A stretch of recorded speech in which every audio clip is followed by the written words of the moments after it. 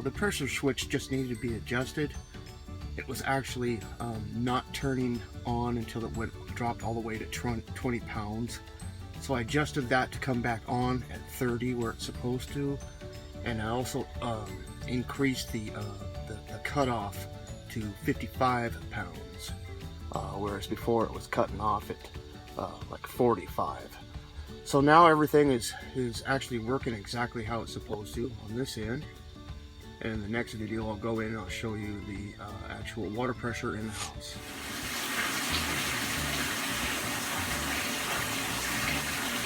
This is just showing that you can run multiple units at once and you're not losing pressure anymore.